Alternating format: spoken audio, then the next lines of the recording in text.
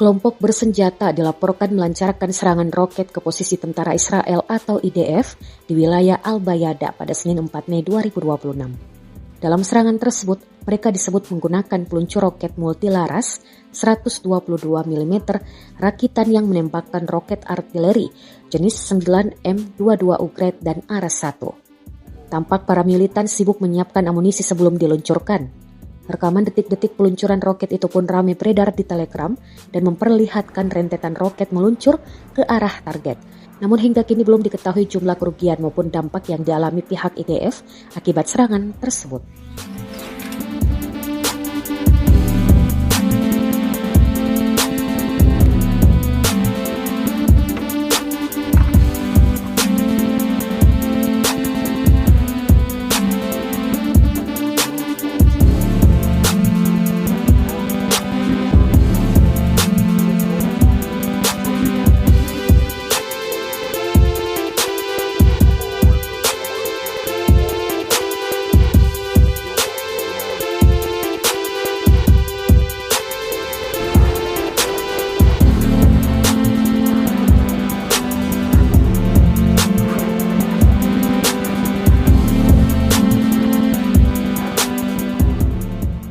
Download Tribun X sekarang, menghadirkan lokal menjadi Indonesia.